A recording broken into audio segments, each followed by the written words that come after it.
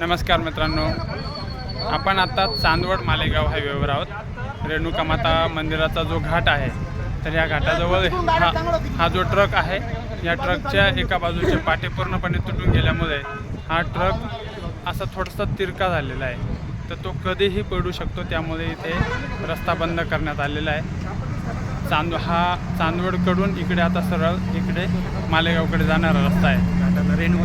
रेणुका देवी मंदिराजवळ आहे। हे बघा, इकडे माझ्या पाठीमागे रेणुका माता मंदिर आहे आणि पब्लिक पूर्णपणे थांबलेली आहे। रस्ता पण जाम झालेला आहे, पूर्णपणे बंद करण्यात आलेला आहे। पोलीस पण आलेले आहेत आणि तिकडच्या बाजूने इकडनं जे चांदवडकडून येतात, तर मुंबई नाशिक काय चांदवडकडून ज्या नाशिककडून ज्या गाड्या येतात, तर त्या तिकडच्या बाजूला जे रस्त्याचं काम चालू आहे तिकडे त्या बाजूला टाकून देत आहेत ते। जर तुम्ही येत असाल इकडनं मालेगावकडून नाशिककडे जात असाल तर येऊ नका थोड्या वेळ, 2-3 तास तरी रस्ता बंदच असणार आहे। जोपर्यंत क्रेन येत नाही आणि पूर्णपणे सुरक्षित होत नाही तोपर्यंत रस्ता तर 4-5 तास बंदच राहील।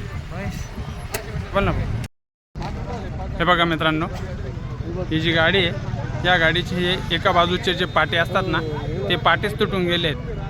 त्यामुळे हा ट्रक कधीही पलटी होऊ शकतो।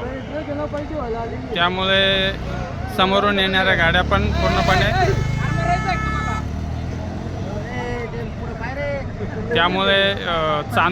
इकडून चांदवडकडून येणाऱ्या सर्व गाड्या स्टॉप केलेल्या आहेत आणि काही गाड्या तिकडच्या बाजूने काढतायत या इकडच्या बाजूने, आणि ही इकडची संपूर्ण ट्रॅफिक बंद आहे।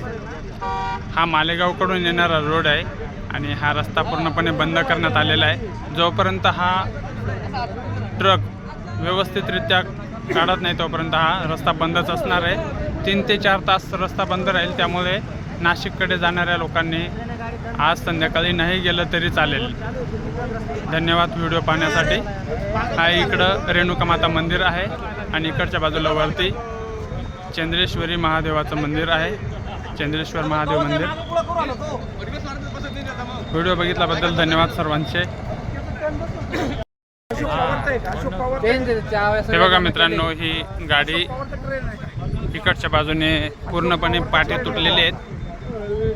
पोलीस प्रशासन पण आलेलं आहे इथे।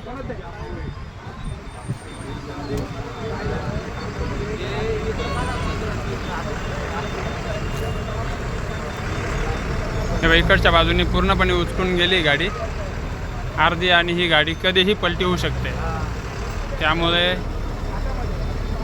इकडचा हा जो मालेगावकडून येणारा रस्ता आहे, हा पूर्णपणे ब्लॉक करण्यात आलेला आहे आणि इकडनं पण हे जाणारे लोक आहेत, हळूहळू जात आहेत।